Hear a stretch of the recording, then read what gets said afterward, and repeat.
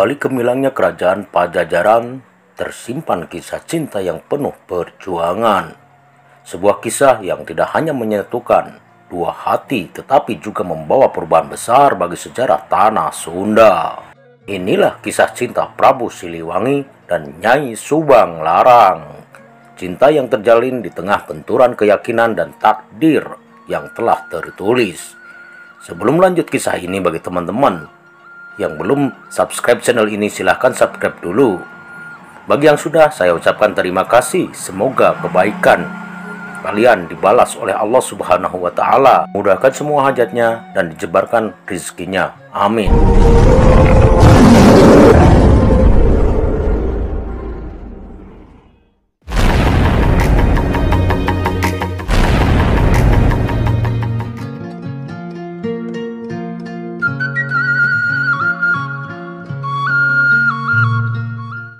Prabu Siliwangi, penguasa besar Pajajaran, dikenal memiliki banyak istri, bahkan mencapai ratusan.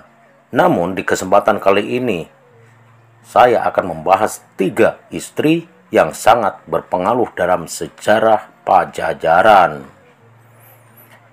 Istri yang pertama, Nyai Ambedkasi. Dari Nyai Ambedkasi memberikan 3 anak yang kelak menjadi cikal bakal raja-raja di berbagai daerah di Jawa Tengah. Putra-putri dari Nyai Ambedkasi diantaranya 1. Raden Banyak Cakra. Raden Banyak Cakra ini dikenal dengan kisahnya Lutung Kasarung yang menjadi Raja Pasiluhur dan kemudian menjadi cikal bakal Kabupaten Banyumas. Yang kedua, Raden Gagak Ngampar. Raden Gagak Ngampar yang kelak mendirikan Kerajaan Dayeuh Luhur yang menjadi cikal bakal Kabupaten Cilacap. Yang ketiga, Putri Rara Kirana yang menikah dengan Raden Arya Baribin, seorang pangeran pelarian dari Majapahit yang terlibat dalam perang Paregreg perebutan kekuasaan Majapahit yang mengungsi ke Galuh.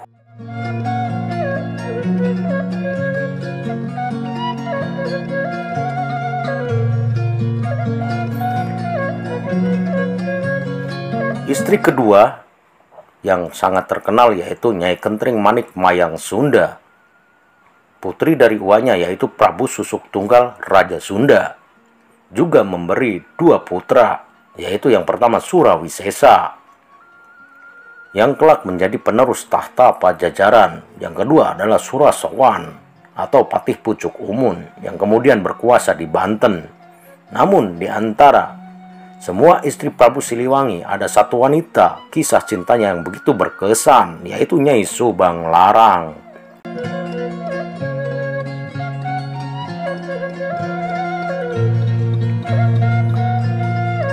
Kisah pertemuan Nyai Subang Larang dengan Prabu Siliwangi, kisah ini berasal ketika Prabu Siliwangi diperintahkan oleh sang kakek untuk menginspeksi pondok pesantren Kuro. Saat itu Islam mulai berkembang pesat di tanah Sunda dan sang kakek khawatir akan pengaruh ajaran baru ini terhadap rakyat yang masih menganut Sunda Wiwitan, kepercayaan leluhur mereka. Namun ketika tiba di pesantren, Prabu Siliwangi tidak serta-merta membubarkan tempat itu. Justru ia terpukau oleh suara seorang wanita yang sedang mengaji. Suara itu begitu merdu, seakan menyentuh hatinya yang paling dalam. Wanita itu tidak lain adalah Nyai Subang Larang, seorang murid di pesantren tersebut. Sejak pertemuan itu, Prabu Siliwangi jatuh hati.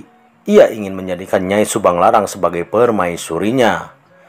Namun, ada sesuatu syarat yang berat yang diajukan Nyai Subang Larang. Prabu Siliwangi harus masuk Islam terlebih dahulu. Karena cintanya yang begitu besar, Prabu Siliwangi akhirnya memutuskan untuk memeluk Islam. Pernikahan pun berlangsung. Dan dari pernikahan ini mereka dikaruniai 3 orang anak yang kelak menjadi tokoh penting dalam sejarah. Yaitu yang pertama Raden Walangsungsang yang kelak menjadi raja di Cirebon. Yang kedua Nyai Rara Santang yang akan mengembara ke Tanah Suci dan menikah dengan Raja Mesir yang kelak menurunkan Sunan Gunung Jati. Yang ketiga, Raden Kian Santang yang menjadi senopati besar Cirebon yang dikenal dengan sebagai penyebar Islam di tanah Sunda dengan julukan Sunan Godok. Perjalanan Nyai Rara Santang dan lahirnya Sunan Gunung Jati.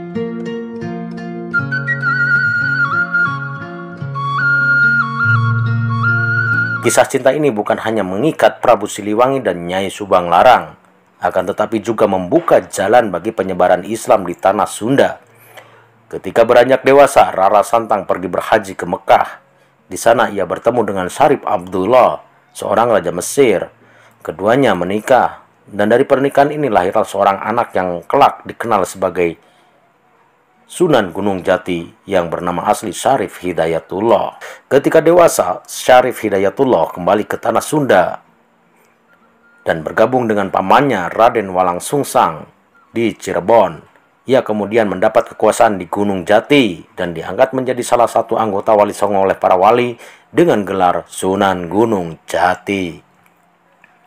Sunan Gunung Jati kemudian menikah dengan seorang putri, yaitu putri dari Pucuk Umung, pemimpin Banten, yang merupakan masih cucu dari kakeknya sendiri, yaitu Prabu Siliwangi.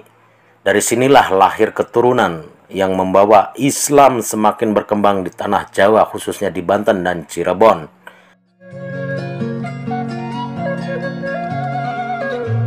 Namun, kisah cinta ini tidak berakhir bahagia selamanya. Perbedaan keyakinan akhirnya membuat hubungan Prabu Siliwangi dan Nyai Subang Larang semakin merenggang, ditambah pernikahannya yang tidak diketahui oleh istana. Ketika Pajajaran tetap mempertahankan Sunda wiwitan, sementara Cirebon dan Banten semakin kuat dengan ajaran Islam, perpecahan pun tak terelakkan. Akhirnya Prabu Siliwangi kembali ke Pajajaran dan tidak lagi memeluk Islam. Sementara itu anak-anaknya dari Nyai Subang Larang terus menyebarkan Islam di tanah Sunda, hingga akhirnya kerajaan Pajajaran runtuh dan Islam menjadi agama yang dianut mayoritas masyarakat Sunda. Dari kisah ini kita belajar bahwa cinta bisa menjembatani berbagai perubahan besar. Prabu Siliwangi dan Nyai Subang Larang bukan hanya kisah cinta biasa, tetapi kisah cinta yang membawa pengaruh besar dalam sejarah tanah Sunda. Kisah ini menjadi bukti bahwa peradaban bukanlah halangan, merupakan bagian dari perjalanan panjang yang membentuk peradaban. Bagaimana menurut kalian kisah cinta Prabu Siliwangi dan Nyai Subang Larang ini? Apakah kisah ini memberikan pelajaran bagi kita tentang cinta dan keyakinan? Oke, jangan lupa tulis pendapat kalian di kolom komentar ya. Sekian pembahasan kita kali ini. Sampai jumpa di lain kesempatan. Assalamualaikum warahmatullahi wabarakatuh.